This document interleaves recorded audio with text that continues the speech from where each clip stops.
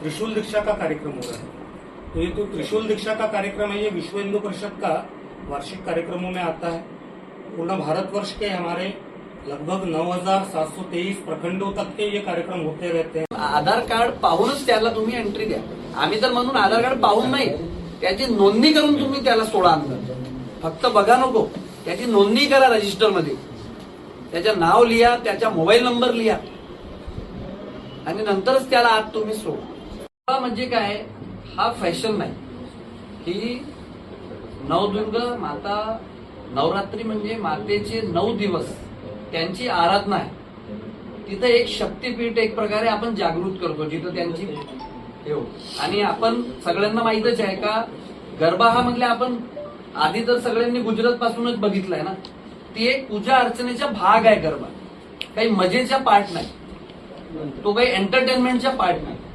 जर तुम्ही तिथं गरबा करता, मातेची तुम्ही स्थापना करता, तर तो काही एंटरटेनचा पार्ट नाही, तिथला पावित्र्य राखल्याच गेला पाहिजे। त्यासाठी बजरंग दल तर्फे कालच पत्रकार परिषदेत सांगितलं का जे त्या पावित्र्याला राखू शकतात आणि जे त्या धर्माशी निगडीत आहेत, फक्त त्यांनीच तिथे यावे आणि तिथलं पावित्र्य राखून तिथं गरबा हा आयोजित केला आहे।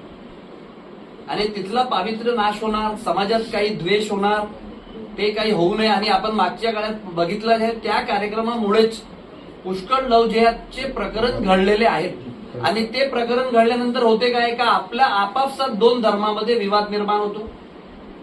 शांत अशा भंडारा जिल्ह्यामध्ये अशी कोणतीही गोष्ट घडली नको, व्हायला नको, म्हणून आम्ही बजरंग दल भंडारा आणि विश्व हिंदू परिषद भंडारा तर्फे पत्रकार बंधूंच्या माध्यमाने हा आग्रह करतो, जितकेही गरबा आयोजित करणारे मंडळ आहेत त्यांनी या गोष्टीचा पावित्र्य राखावा आणि या गोष्टीकडे विशेष लक्ष द्यावे, जेणेकरून भंडारात किमान आजपर्यंत शांत अशा भंडारात कोणतीही अशी घटना भविष्यात घडायला नको, लव जिहाद वगैरेच्या कोणत्याही प्रकरण घडायला नको।